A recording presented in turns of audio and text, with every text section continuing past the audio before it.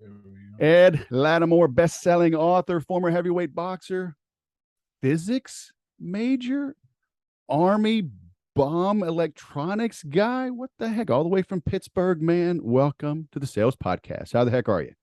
I'm doing pretty good, man. I appreciate, I always appreciate when people like cover my bio because there's stuff that I forget. And I'm like, yeah, I guess that is what I did in the Army. Like no one's ever mentioned that. I mean, well, not bombs, but like I worked on electronics and ordnance officially is like what they call it, Ordnance, the man. ordnance. You know, because they say, look, what's the difference between civil engineers and electrical engineers? Right? Oh, it's Electrical this. engineers, they make the bombs, and the civil engineers make the targets. That's a great joke. I'm gonna start putting that one in there. But I remember one of the things that stood out to me. I mean, I know I'm on your show, but one of the things that really stood out to me, I think it was the first thing I messaged you was I noticed that your initial training is in meteorology. Right. And I always thought that was so like I tell Ann all the time, I'm like, if I go back to school, it'll be for meteorology. If I ever decide I want to go back and then study it, I think it's such a fascinating science. Well, you have the right major. Like I didn't realize I was going to do it. That was kind of a stage 2 of my Air Force career. And, I was at the Air Force Academy, did not know what I wanted to do. I was recruited for football. And we didn't have any money. So I just wanted to go somewhere I wouldn't go in debt, right? And keep playing ball. And towards the end of my sophomore year, this colonel grabs me and says, "You have to declare a major this week." I was like, oh, hell. And I'm looking around because, like, regardless of what you major in the academy, you could be English, history, whatever. You're taking all the engineering, you're taking calculus, you're taking physics, taking chemistry. You take one of everything: civil, mechanical, electrical, astro, aero, on and on and on and on. Right. So, Wow. So you have a deep understanding of math and science and engineering. And so I was fine at it. I just wasn't motivated. Right. So I'm like, what's the easiest major? And they're like, geography. Like, geography, I'll do that. I like maps, So then after I graduated, they're like, hey, you want to go to more schooling? Like, we'll send you to Texas A&M, where I'm from. Right. I'm like, for another year paid school. I'm like, send me, baby. Oh my gosh. It's all thermodynamics. I had to take Calc 3 at the junior college because I didn't have it. Then I had to take differential equations in the first semester, and those were prereqs. So I'm taking these while I'm in the classes where I need to have this stuff. And that's like the basic math they make us take. Yeah. Yeah. So you'd be fine. You'd step right into meteorology, man. It's all math, physics. The goal initially when I went back, because I don't know like how much you know about how I ended up, because I didn't graduate until I was 33. I went back to school when I was, I guess 29. I went back, and it was really part of this whole change in my life, because up until then I really had just been focused on fighting. And this is kind of silly because amateur fighters don't get paid anything. I got extraordinarily lucky on a few different fronts. I figured out how to get unemployment. I figured out I actually had a legit job, and then when it stopped, I focused on fighting until my unemployment ran out. And then there was this interim between when my unemployment ran out and when I got recruited by this program out in Los Angeles that was effectively my sponsor. And that interim was like, it was like 5 months, maybe. It wasn't too bad, but it was getting there. I had some interesting jobs on that point, but the time period out in LA, the sponsorship paid me like so in straight cash, it was like $4,000 a month, but they also paid for my schooling, not my schooling, my housing, and my food. So it was a really great deal. And then that stopped, and I had to figure out what I was going to do, because I know where the fighter's graveyard is. And it's like, where guys have a good career. You don't make a lot of money even if your career is good. It's got to be like great to really make a lot of money in fighting. And I was like, I'm too cool to be a guy who's only making like 15 an hour. Like I just feel like I had more ability and potential. So I'm looking around at everything and I said I got to go back to school. I didn't have any money. And that's what ultimately led me to enlist so I could get money to go to school. And when I got out of school, I knew I would have to like miss some classes because of the way fighting works. Mm. And so I was trying to avoid the hard sciences, but do something in math because all the job satisfaction, highest paying jobs I had math, and I was like, all right, this makes sense. Well, that didn't really quite work out because when I went to Fort Lee, my MOS the first 6 weeks we had to take my basic mechanical and electronic theory, and I was like, oh, this is really cool. This is what I want to do. I'm gonna like figure this out and make it work, electrical engineering. So I started the course to do electrical engineering, and as part of those prereqs, you have to take physics.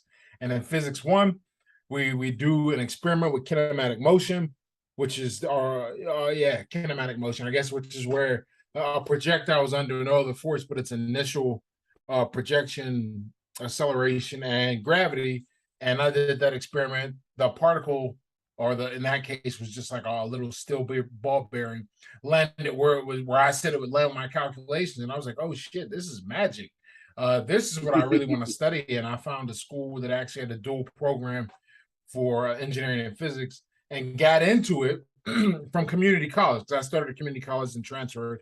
And then when I was like halfway done, like literally like more than halfway, probably like 100 credits ish I had in, I started really figuring out the internet and making money online and doing things like that. And I said, well, I'm the odds of me ever being an engineer are really small. I really enjoy this. It lets me write and lets me express, let me do what I want.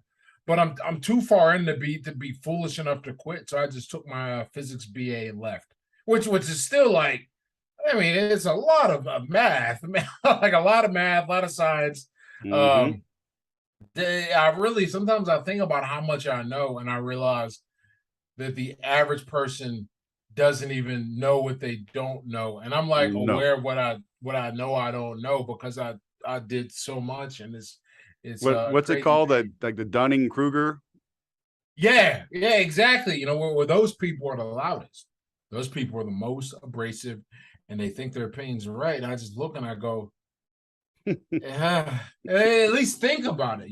Give me something to work with here in your opinion. But it's just there's this entire generation, and actually I don't even think it's a generational thing. I think it's just part of where Oh, we are it's today, human. where people yelling making So, their point make so, stronger. all right. So I've done jujitsu 5.5 years. I can I can ruin a lot of people's day. You were a heavyweight boxer. You can ruin a lot of people's day. How often do you find yourself you're saying, I'm just going to excuse myself from this conversation, or I might end up in prison? You know what's real cool about fighting, especially the level I got to, and that's not just an external metric, though that's obvious both my amateur and professional career, but also my understanding of the sport and how to move my body, how to throw a punch, really the mechanics of fighting and the mindset of it that goes on with it. I totally I would never engage a person because I could easily kill them. And Mm-hmm. and I'm like, you get your tough guys making that exaggeration. All you got to do is look on the news and see stories of guys. You throw a shot and they hit their head. That's what I mean. Mm-hmm. My punch in and of itself probably won't kill you, but if you're not expecting it, and you won't be because I know how to throw my punches short and powerfully, they're going to put you down, and you may die when you hit the ground. And then I'm looking at a manslaughter charge.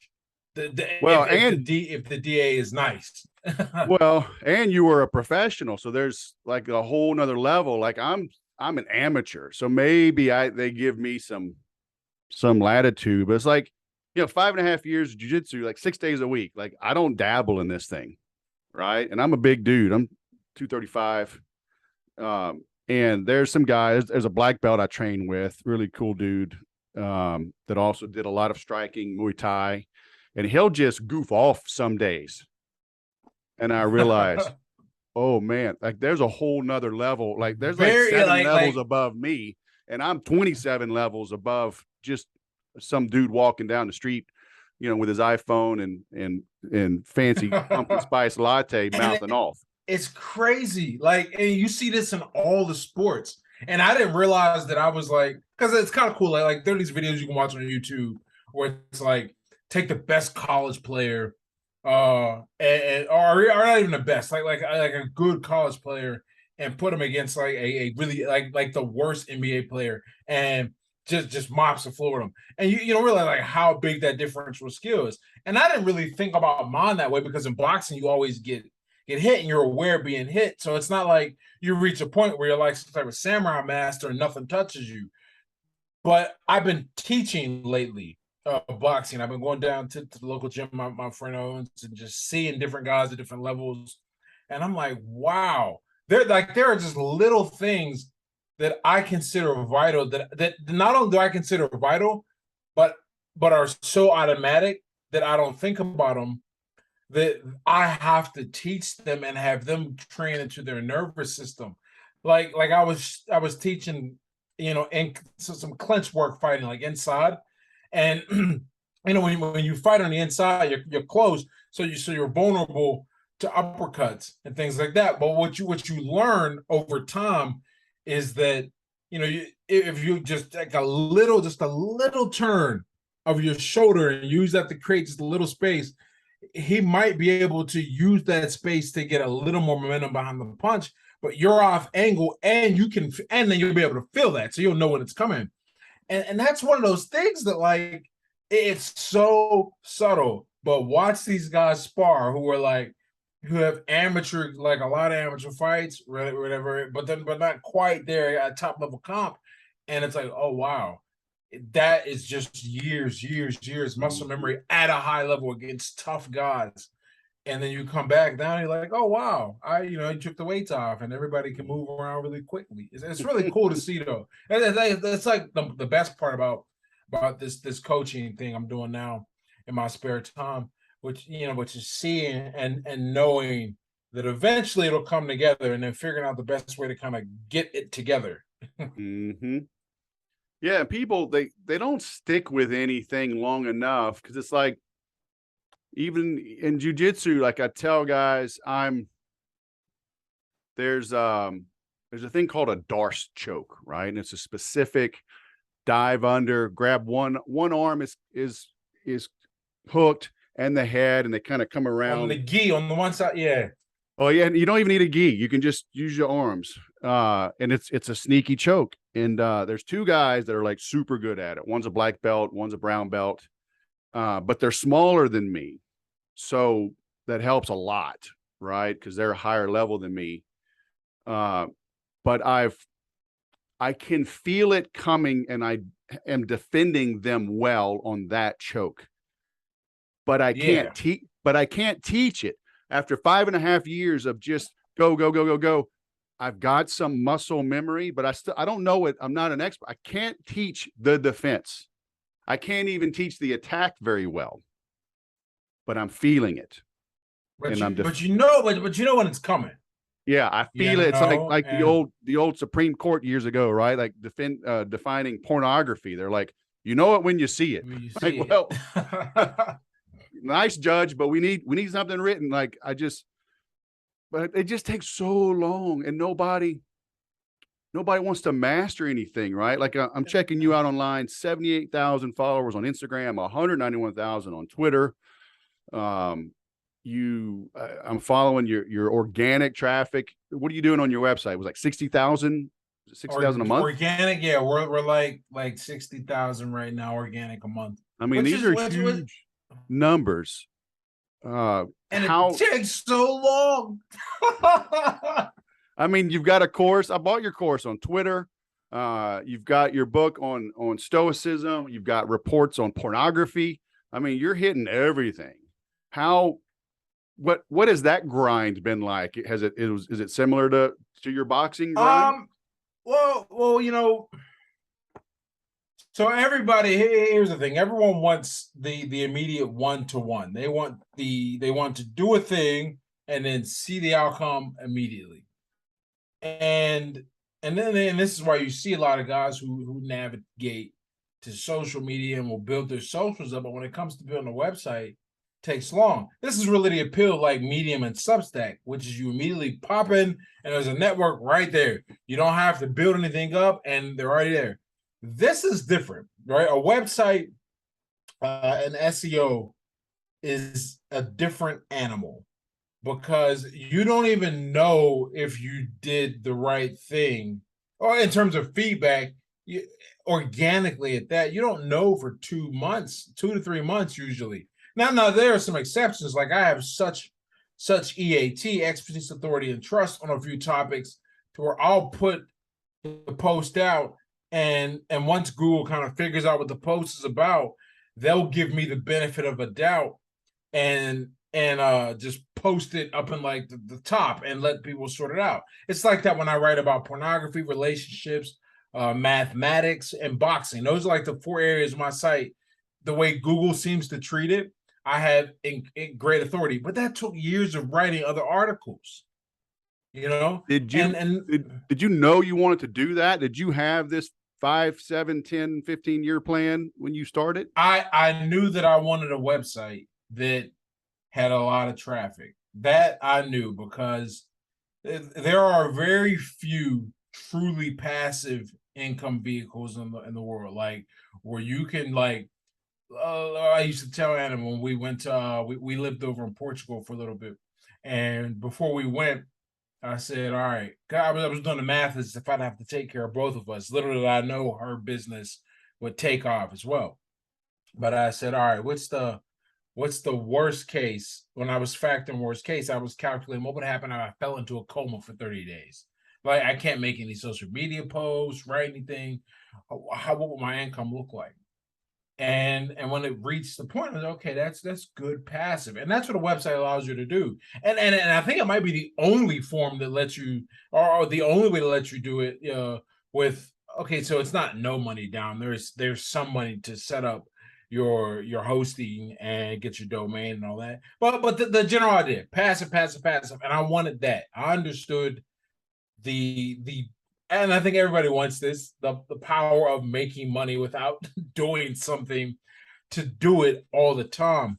And it's not like life-changing numbers, but it I can survive on just passive income if I wanted to. And the goal is to just continue to grow. Plus, on top of that, let's forget the income aspect of it. This website continues to bring in opportunities and expose me to people. And like I was telling you before the call, I'm working on my book proposal. And what I've done, one of the things that's really attractive is I've built my platform. Like this is Ed Latimer's platform. They don't have to worry. Like if I get blanked off of Twitter, they're not going to be like, oh, what are we going to do with this guy? Like, no, I still have the website and the email signups and all that. And that's really the beauty of it, the autonomy and the passivity. And I Well, and always wanted that. That's the dirty little secret of publishing too, is that these book companies, these publishers, dude, they expect you to have your own market. Yep. People think, oh, I got this great idea. They're just going to see it. They're going to just jump all over me, give me a fat, retainer. No, they're not. Let me tell you something, man. I'm actually in an actual class right now, put on by an agent. And I don't even know how you'd find these classes. I got referred to it by one of her clients, and every lesson is a different part of the proposal, and we have homework due to bring in. And let me tell you something that continues to stand out. It is exactly what you said. And the only thing more important than your platform, the only thing are your credentials, and those go back and forth depending on the platform. But what they want to see, they want to know that if they put money into you, give you an advance, because and that's all they're really going to do. They're not even going to until the book starts selling copies. They're not even going to really put money behind the marketing on it. They want to know that you have something in place to make this thing work. It's kind of like a loan from a bank, right? Yeah, you only get a loan if you can kind of demonstrate you don't need it. Like, and it's just like that. It's like, well, do you really need us? Oh, you need us for the clout. All right, so we'll bring and we'll give us that. We'll give you that clout and some money up front, so you can write the best product and make it edited. Because my second book was self-published, and I paid. Well, both of them were, but the second one I had money, and it's a cleaner, nicer product. But it's not nearly as clean and as nice as it would be if I went to a publishing house with the big money. So they want to know you're a worthwhile investment. And the best way to show that, I can move, I can do numbers. People listen to me. I'm connected. I speak in front of people. I have a website. I have a platform. How did you make the entry into social media? Because you got a big following. You throw out some crazy stuff. Coffee so black, drinking it makes you late for everything. I mean, what? Walk Gotta me have through fun that evolution. So when I first started using social media, I remember that I realized there is tremendous value in having an audience. I've always understood that they reach. Even in my rudimentary understanding of business before I was forced to learn a lot more moving into the space I'm in now, I always understood that the more people you can reach, the more people you'll sell to, and the more money you'll make. And when I was, because I've been doing the social media thing since before I got into my website and everything. It was back when I was fighting, and my thought process was, if I put together a social media following, it'll help me with my fight career. There's no, in other words, there's no disadvantage to having an audience, no matter what you're trying to do. I mean, unless you're trying to do some shady shit or something like that people should know about. Okay, like that crack. right, like crack. You don't need an audience for crack. You go smoke crack, but I said, okay, what's the best way to go? And Facebook was the platform that most millennials got into, me being no different. But Twitter is like a late millennial thing, and I had a buddy who was using Twitter to great effect, and I said, okay, I want to try this out, and I actually asked him. I said, hey, can you manage my Twitter account? Now he did some shady stuff. He was using like a follow unfollow bot. And once I realized what it was and how messed up it was, I said, chill out. And then I went and unfollowed like all of this stuff, and then went and followed the people I thought were interesting, just started interacting with them and just continue to grow. And that's just the mechanics of it. I mean, that's how anyone should do it. I believe what has really worked in my advantage and what I try to lean into is I've got a life outside of social media. Like I'm not one of those guys that just got on the internet and decided I would be like a copywriter or a marketer. And I would also write or like try to be a thought leader. There are a lot of guys that put out these posts about productivity and discipline and focus, but there's nothing in their lives outside of the internet to demonstrate living those principles. I think if you go and look in my life, there are tons of real tangible things you can Google independent of me and see that's done. That's how I live. That's what my experience has been. So from a technical aspect, I just wanted to get on and use social media to do what social media does, which is reach out. And then from a strategic standpoint, it's all about just being me. That's why my website is edlattimore.com as opposed to like boxing or chess or crack jokes or anything like that. It's whatever I'm interested in at the time, and I try and dive deep into it and write and learn about it. So what's the focus or the game plan now, right? You got a big newsletter, you got some physical products you're selling. You got a couple of self-published books. You're working on a book. So like, how are you putting food on the table if you're not doing consulting or things like that? I'm robbing people, of course. Well, damn it, sign me up. So the income sources. So what ends up happening when you have a, this is another thing. No one talks about this. All I have on the internet is a walking, talking, ever growing and evolving resume. Jobs find me. Now I make it clear kind of what I do, which is, social media and SEO consulting, and that either dives into the content aspect or the algorithm aspect. And typically, if you're doing a good job, you hit both, but sometimes a person is deficient in one or the other. So there's a lot of that. That is like, especially this year, that's really been the heavy hitter in my bank account, working with people to help them grow their website and their social media.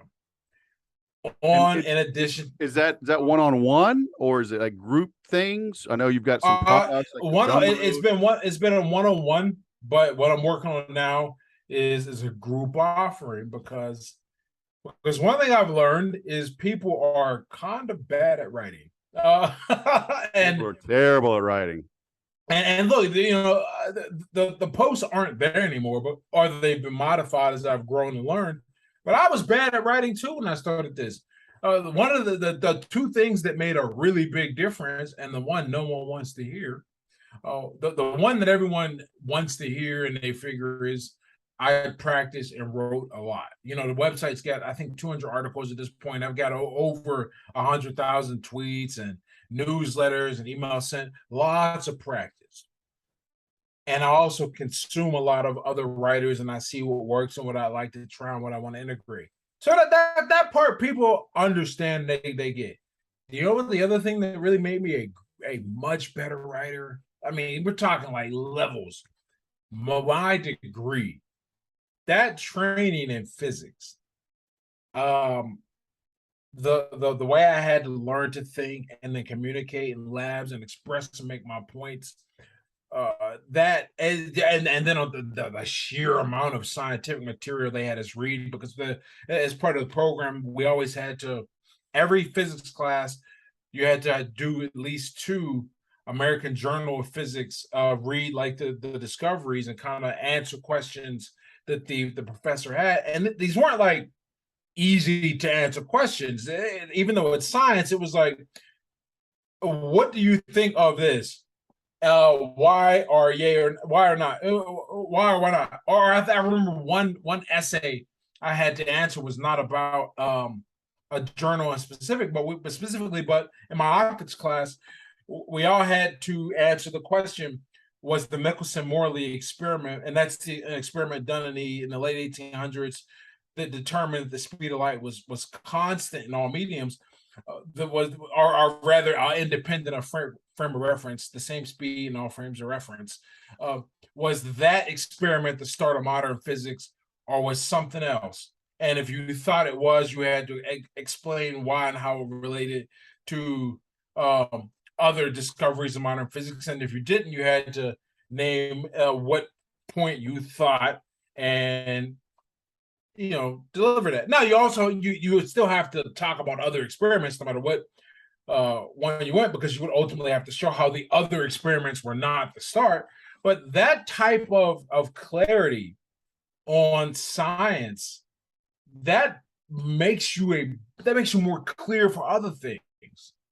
And then I think the thing that also improved me, the secondary, I tutored physics and math high schoolers almost 4 years. It was the job I took when I lost my fight and I got cut from all my promoters, but I still needed to go to school. So I ended up tutoring kids in physics. And physics is hard because you can't just, memorize your way through it. You have to learn how to think. So now I got to think about how I think and how I got through things, and then get another person to be able to do it independently of me. And all these things made me a better communicator because writing stands on its own. And then it helps me look at what works and what doesn't, test all that. So that's the big that's like the big bulk by consulting there. Then because I'm so cool and interesting and I've had this great life, every now and then I'll get a guy who wants me to just work with him directly on some of his like issues, largely with addiction, and then some of the things that come with that. Because I'll be 9 years sober this December, and my second book is about helping people cope with the emotional, I guess, turmoil that goes through it. Everyone tells you about the physical, and everyone tells you how the social, you'll lose some friends. I did not get any advice on how to deal with a lot of the thoughts and feelings I had, particularly as I reflected on my behavior while under the influence from a sober mind. And so I put that together, and I'll get people to come in through that. And those are the things that are the big income makers. And I use that income to give me time so I can work on, now I have a clear idea what I want to write and do with my book and what I'm doing with the website. And I still haven't figured out kind of my big contribution to humanity. But the little one right now is really, if people need help getting sober, I am like the guy to talk to. At least I think I'm the guy to talk to, because I've got real experience doing it. You see some of these. That's a different argument. I was going to talk Yeah. about some of my some beef I have with the general therapy industry, largely that it's a lot of kids. I mean, let's be honest, people under 30 who get out of school and are helping people navigate problems. And I'm like, what have you possibly gone through to give you a perspective and absorb the lesson? Because I don't want to say that like a person hasn't gone through things, but I genuinely believe you need both time to get knocked around in life and time to learn the lesson and then integrate that fully into living. And that says nothing for what it takes to be a teacher and guider with that information. All that takes time. And I just think if you're fresh out of school at 26, you ain't got it. Mm-hmm. But that's neither here nor there, Yeah, there's some meme going around. I was trying to see if I could find it real quick, but it's something like, it says we are not the same, right? It says until you go through like, 6 bouts of depression, borderline bankruptcy, 3 horrible breakups, blah blah blah blah blah, then you can come and talk to me. It's like, damn, like, okay. I'm picking up what you're laying down. At the very least, at the very least, it's there's a certain level of empathy you need to have, and you can't fake empathy. Yeah. You can't even, and I think fake. I won't use the verb fake because fake saying that sends the wrong implication. You can't manufacture empathy is a better way to put it. A person can tell by talking to me in 10 minutes when we start talking about addiction that I've been around the block. I know what I'm talking about. There ain't, and on top of that, I had one guy, he was telling me like why he couldn't quit or stuff like that. Or no, he was trying to tell me he wasn't addicted. And I'm like, brother, you've been talking to me for 10 minutes. You didn't told me about how every time you get together with your friend, y'all smoke. Your girl is telling you got a problem smoking, and you paid my fee, and you won't really sit here and look me in the face and tell me you ain't addicted. Come on, man. And I can be real with them too. Like that's the other thing. I'm not. You paid me two grand for 4 sessions. I'm going to be real with you because I don't want to waste your time, and and you damn sure don't want to waste mine. Yeah, isn't that crazy? Like, I see it in jujitsu, right? Guys, we'll go into class and an instructor teaches a move. Like there's certain guys like I'll just avoid. I don't want to drill with them because while we're practicing the moves, they're telling me why that move won't work for them. And I'm like, fool, practice the move. Practice, because granted, not my instructor, he's only like 5'10", 165. I'm 6'2", 235. Okay. Yeah, not all moves are the same, but I'm gonna drill it. It's funny you're talking about jiu-jitsu. I started reading this book. About Rick Gracie.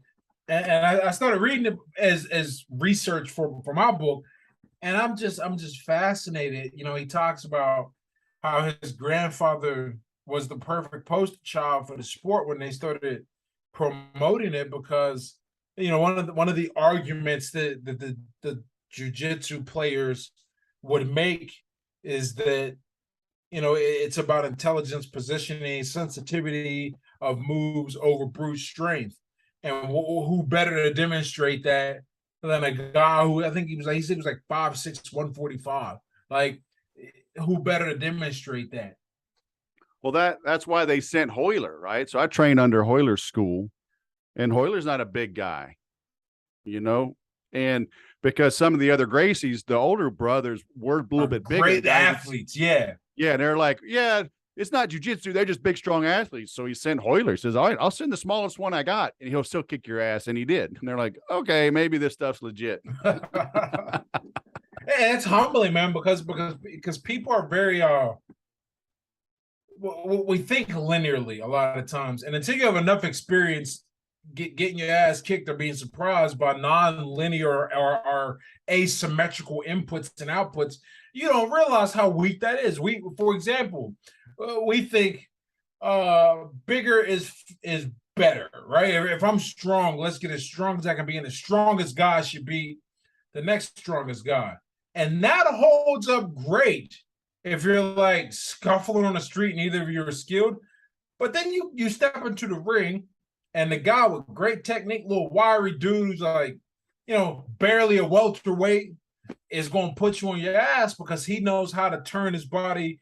I believe the phrase is kinetically link. His kinetic linking is on point every turn, and so his punches put you down. And you're like, how did this happen? I can't generate power. One of the most humbling things that happened to me when I lost the round I lost and as an amateur in the national championship was against a guy named Donovan Dennis. Waxed me 5-0. And this is after I had beat Dominic Brazil, who went on to represent us in the Olympics that year. So in 2012. And Dominic's like 6'7". Like, I think he was like 280 when we fought, man. That's a big man. And I'm a big man compared to regular people. I'm a small man compared to heavyweight boxers. And I'm fighting Donovan, and Donovan's more my size, but everything every punch was like laying the wood. I had never fought somebody who I'm looking at and I go, I should be able to work you over. And everything he dropped was heavy. And I said, wow, that is a lesson. And I made sure I learned that lesson going forward, because it was his technique. It was beautiful to see. Mm-hmm. Yeah, when you get faced with excellence, right? It's either going to destroy you, right? Because you might think, I put in all this effort and I still got that much to learn, like, never mind, right? Or it'll fire you up, right? Like, hey, I've already learned this much and I still have a lot more to learn. Okay, let's keep going. You see this all the time in fighting. Guys will go and face somebody. They've been walking through everybody, and then they go against somebody because they weren't progressed properly. The psychology of a fighter is really important. The development of a fighter is important, and they jump him. This is like one of the worst hustles in the sport, but it is what it is. You get a guy who's been fighting on these local shows, and he's probably like marginally better than everyone, or even much better than everyone locally, and goes like 12-0, 13-0 with 12 knockouts. And so he gets a call to the big show to fight somebody. This got money and backing, had the proper career, proper development. And they tell him, you beat this guy, you're in the game now. You're in the game. And he goes, and they can market this fight now too. This is two undefeated fighters. They can market this. They can sell this to the network if they want to. They can move tickets. But they know, these are smart guys running boxing. They know what they're doing. This guy don't have a chance because he ain't really been tested. He got a bunch of paper wins, as we'll call them. Opponents, moved along. And rather than move up gradually, he had to take a shot and gets walked through after he been walking through everyone else. And now his psychology is studied because most people don't understand what I just said. fighters especially. Instead, they think there's something that they're just shook. They're done. You know? Yeah. I remember my first little in-house tournament. Went down to San Diego to Oilers gym, and there's hundreds of people, man. They're in an in-house tournament. You're just doing it like at your own. Imagine, Yeah. like your own little gym. Imagine having 2 rings, and not even rings, because it's like everybody's Because it's in right a there. gym. Yeah, we've done these in boxing. Yeah, or an amateur anyhow. Yeah, and but in jiu-jitsu, you don't have ropes. We just have tape on the floor, so everybody is like right there yelling in your face. Oh, it's so chaotic. But so I was still a new white belt, and there was a guy who was a purple belt. He's a black belt now. He was in the Marines. He just retired from the Marines. He's a firefighter, bodybuilder. This dude is a machine. He studies a little bit of judo, so he's got some good takedowns. And I watched him lose 14-0. I was like, wait a minute. That dude destroys me while making a ham sandwich, man. And I'm like, and how can he, like, I'm like, I know everybody can lose. I would expect him to lose 2-0, 14-0. I was like, this is a whole new world, man. Like, what happened? Right. There's always somebody bigger and better, right? And he wasn't bummed. He's like, because it's not our lives, right? We just do this on the side. But he had the right attitude. He's like, I'm gonna learn from this. Keep on keeping on. How do people, like right now, interest rates are up, stock market's going down, on and on and on, all this prediction of crap. And some people might be going through some hard times. How do you keep your head in the game, right? When you're getting those punches and you're like, whoa, I was not ready for this. You are ready, but as long as you're in the game, you can win the game. Uh, in theory, right? I know there's, freaking social media has got me thinking about the pedantic counter response to everything, but as long as you're there, you have a chance, right? But we don't want to rely on the hope, but we want to lay that down as a foundation, just so you understand that it's not like a video game. You're not going to die. It's life. These problems for the most part won't kill you, but they will. They do demand a very immediate adjustment and response, right? And that adjustment is not just tactical what you do, it's also strategic how you think about the situation. If you're dealing with your rough finances for whatever reason, well tactically you've got to do a few things. One, you got to patch the holes in the bucket. That means stop spending on anything you don't need.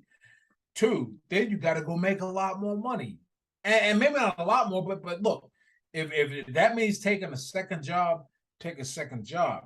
If that means a little side hustle, that means you better get your ass up and side hustle. If that means getting a roommate, get yourself a roommate, if you can, right? I talked to so many people from my background, where I'm from or where I live, and they're like, "Oh, I can't live with roommates." I'm like, "You got to be kidding me! You don't have any money. Like, what is wrong with you?" But that's the tactical part.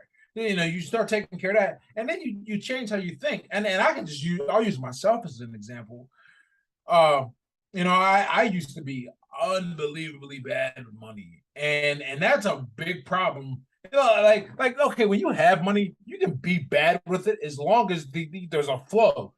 When you don't have money, you don't have the margin of error to be bad with it. And that is not just what you spend, it's some of the decisions you make. I'll never forget, I was 23 and I got the second boot on my car. I got it in November. And if it wasn't for a friend bailing me out and loaning me $123 that took me like 4 months to pay back, I would have not had a car and I would have owed the city. And then you fast forward, you would think I learned. No, still wasn't paying parking tickets, still got booted again. I'm not learning. I'm getting surprised by these problems. Our traffic or the car might break down because I thought I could skimp on the oil change. things like that. You start realizing a little bit of prevention goes a long way. Stuff like that. I really, I knew that if I took care of what I ate, the odds of me getting sick and having to miss work or going to work miserable were just they just increased. If I could uh if I could work someplace where I walked, I would not have to spend money on gas, or if I was willing to take the bus, if I could get roommates, things like that. These are little gradual improvements in my thought process. But what I'm doing in that instance is I'm looking forward to the future, and I'm imagining the worst thing, and then I'm figuring out how to avoid that with as much room, with as much room for opportunity as possible. Right? That's what you try to do, because if Well, you're but super conservative, those little things though, people underestimate. I've always said we overestimate what we can do in a year, but underestimate what we can do in 3 to 5 years. Because all these and little things add up. they all add up. When I was living in Los Angeles with my $4,000 a month pay, I could have by this point I had learned a few lessons. I could have been balling out, right, for the 18 months I was out there. I'd have been the king of LA, right? Not even really with that little bit of money.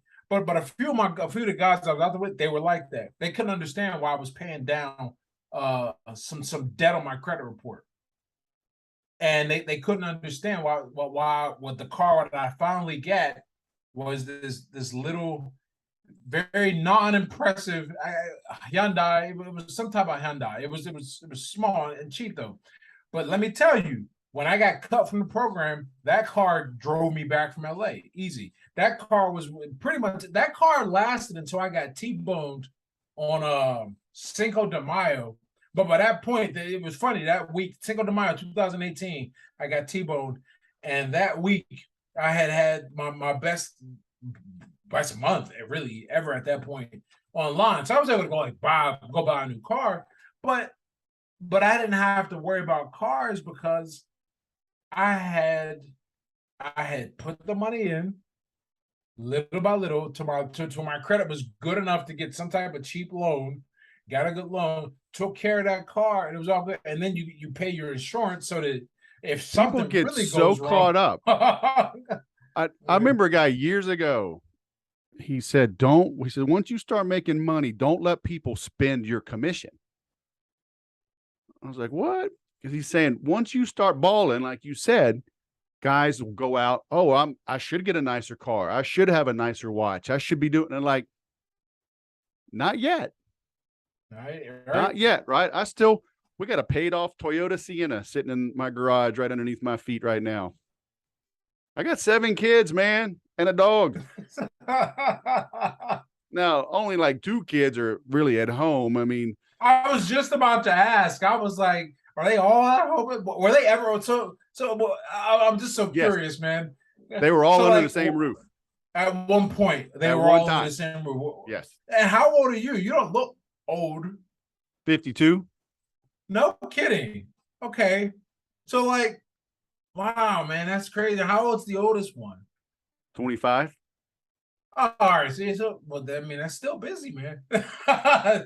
There's a 17-year gap from oldest to youngest. So we only had 9 under the roof for like a year, a little over a year, because then Jake went off to college.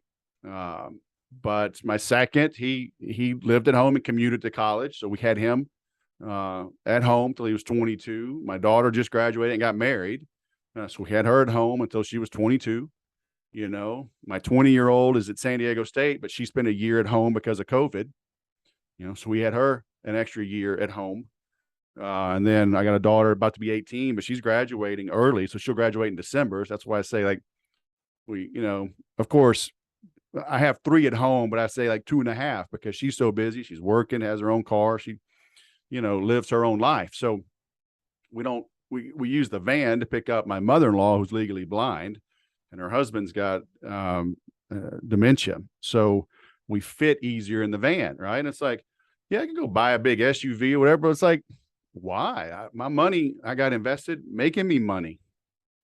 I don't, the friends I have do not care what kind of car I drive. Right. You know, and you know? I think that's one of the best things in life is realizing what's important. Because once you realize what's important, you stop chasing what is not important. And it just so happens that most of the things that are not important consume an incredible amount of resources that could be put towards it's really much, it's zero sum. In fact, I and maybe not exactly, but close enough to where you, if you treat it like zero sum, you'll make much better decisions Yep. in your life. Pe- And I think about like the car I have now. I actually just downgraded. I downgraded to a well, downgraded. I got a used hybrid because I was like, well, it's time to save on gas, and we're having our first kid, and I was like, well, we'll make sure we have a car seat and stuff, and this seems like a much better use of my resources to have a very safe car that is gas efficient since kids coming along, and mhm. I'm excited. Yeah. having a cheaper car, easier to take care of. Hell yeah, man. I just sold my truck. I made $8,000 on it because it was just extra. Like I'm a Texan, so like I got to have a truck, and I was like, it was just sitting there. I'm like, I sold it, made money. Boom, now it's making me more money. That money's making me money. So, but it's like, I equate life, to sports, and you're like, we're in a battle, right? If you have faith, then you believe in good and evil. You believe in heaven and hell. You believe God and Satan, right? And like when you look, when like in jujitsu, I'm gonna, feint, right? I'm gonna grab your foot to make you look down there, so I can grab your head. I'm gonna grab your head so you push your foot, so I can attack your foot. So it's, um, um, I'm jabbing so I can set up the big right. I think that's what like the devil's got us. Hey, go focus on this. Go Yep. get busy. Go get extensions and nails and lashes and Botox and go get all your happy pills and whatever. Y- Like, you know, dude, just focus. and it's funny. I reach a similar conclusion via a different pathway, but I really think that the people who lean on these material things as and have an attachment to them or whatever, I think it keeps them from developing internally and connecting, because ultimately what is important, the most important things are the people in this earthly realm. How we treat people, how we interact with them, and the relationships we build. I think that is of supreme importance on this planet. And if you are worried about trying to appear better than them through material. And it's not like, because look, man, if you really got to drive a Porsche and you just like the way it feels, look, man, go. I get it, right? But that's not usually what the motivation is.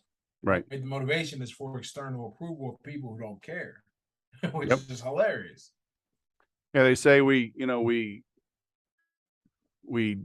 make drives to work we don't want to do, to work in a job we hate, to make money that basically we can't keep, to spend it on things we don't really want or need, to impress people we don't even know. Right. It is a weird life, man. And And I think one of the things that's really taught me this has been the sheer amount of travel I've been able to do in the past 5 years. Because I didn't travel anywhere when I was younger. We were poor as hell and hood as hell. And then through my 20s, more or less the same deal.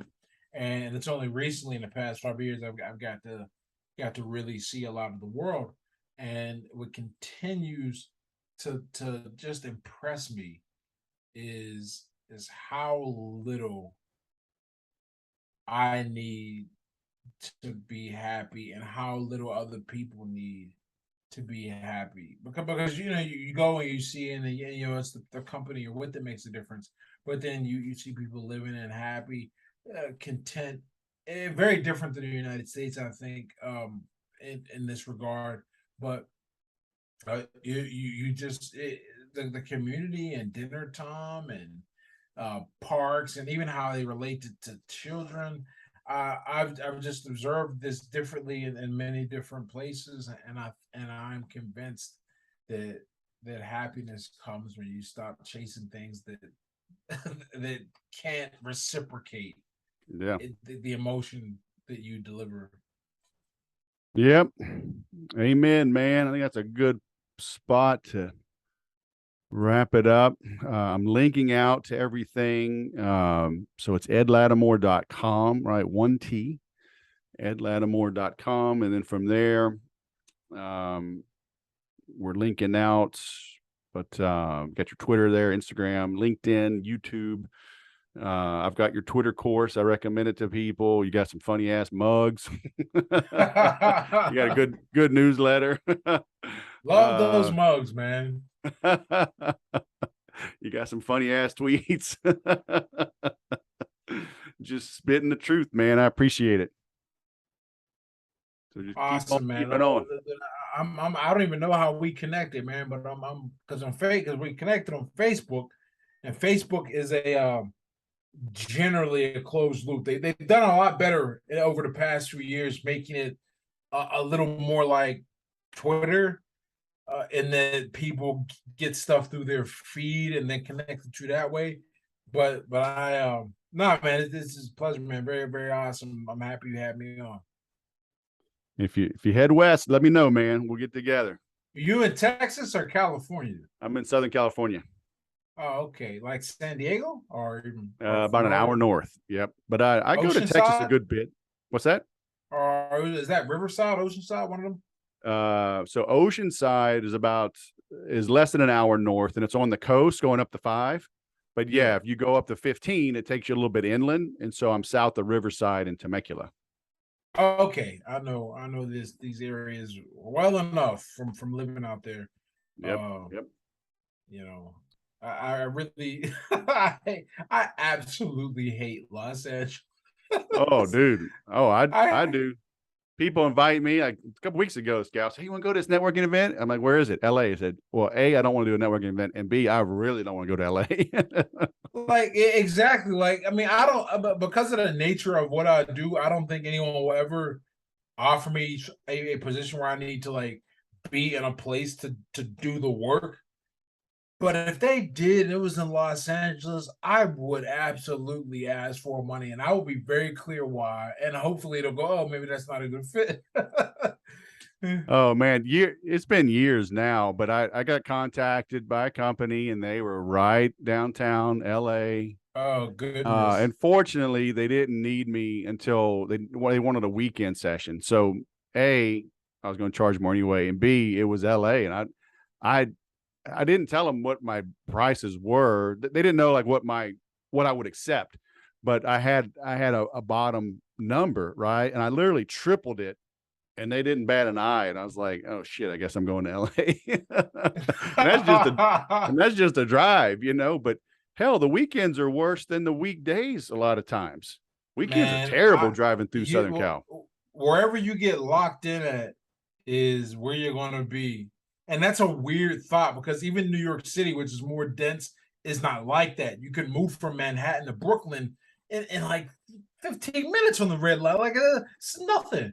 But where you're at, like if you're in Santa Monica, you're gonna be in Santa Monica whether you want to be or not, or you're gonna sit in your car for 30 minutes trying to go to the next, just trying to go to someplace in the South Bay. I was not, I really did. I thought, and you know what's funny? When I lived there, I thought I didn't like it because I only knew how to socialize with alcohol. I was still drinking. I went back. I've been back once, I think, maybe twice, but definitely once I've been back completely sober. Understand, like, living a sober life is great because you look for all these fun things that are.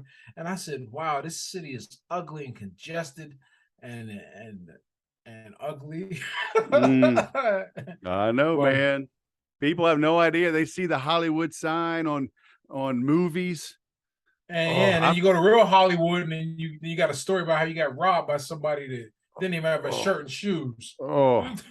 Well, I'm going to I'm driving back and forth to San Diego this week for a conference and just catching up with some friends. I don't even have a ticket. I'm just going down for dinner and seeing people. And my daughter's new husband is a cop in San Diego, and literally they stayed over last night. And so I said, "Hey, like you know this spot?" He's like, "Yeah, don't go there." I'm like, what? And it's like it's just across the 5 from the convention center. It's at this Shopify is doing a meetup at one of these co-working spaces. He says, "Oh, the co-working." He said, "Yeah, that's okay." I'm like, I got this regular spot that I park, and it's like it's only a few blocks. He says, "No, don't walk down that street." I'm like, "Can I go up and over?" Don't go down that street either. I'm like, son of a bitch, I just want to walk like 5 blocks. I want to park in one place and go to multiple things. He's like, "Yeah, you can't do that." Oh man, it's like it's Man, bad man. everywhere. It's bad. Yep, These things are it's bad. getting crazy, getting crazy. That's one of the things you've had to think about this and deal with this, for way longer than I've had to yet. Because you've got kids, but now I'm like, with my first child coming, we were like, she's a Portuguese citizen, so she can go. I learned the hard way. There's a limit on how long Americans can stay in Europe, and we think it's like you can enter freely, but there's a real limit. But now once I have my residency, we'll be able to like go and relocate. He automatically gets it as her child, and so now I'm like, one of the things that I really got to think about or have been thinking about is, I love being here because this is where all the relationships are that I've built. But I also think about the wanton gun violence that exists, and I get shot. It used to be if I get shot, whatever, right? But now it's like, okay, I mean, she's good and fine with money, but the kid's not gonna have a son, and then I got to think about the kid when he gets older, and I just wish it were a safer country. Mm-hmm. But I do what I can and stay out of the danger zones, and hopefully Yeah, that's dude. enough. Once you have a family, I remember. So we got married. I was still in the Air Force. They moved us to Biloxi, Mississippi, Keesler Air Force Base. And I'm originally from Baton Rouge. My whole family's from Baton Rouge, and I moved to Texas when I was 12. Um, and so New Orleans and Mardi Gras was a big part of my life. I had my cousin lived in Metairie, and so we stayed at their house every year. We go party for a week, and so I take my so Mardi Gras, Mardi Gras is like February ish, and so she gave birth to our son in April, so she's like super pregnant, right? And her friends fly out from Southern California. We're like, we'll go to New Orleans. We'll go to Mardi Gras, right? So like an hour and a half from Keesler.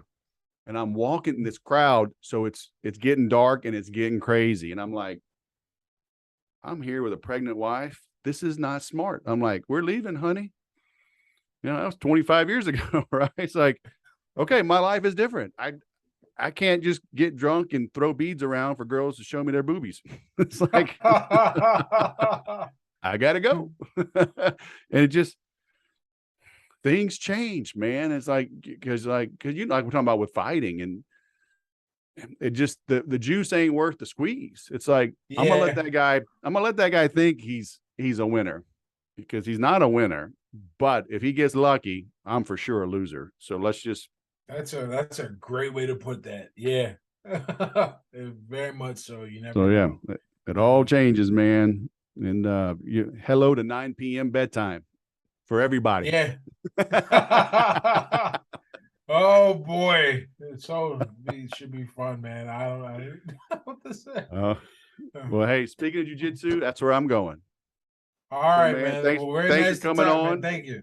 It was great catching Not a up. problem. I'll hit you up online when this goes live in like less than 2 weeks, and we will spread the word for Mr. EdLattimore.com. All right, man. You have a good Have a one. good one. See ya.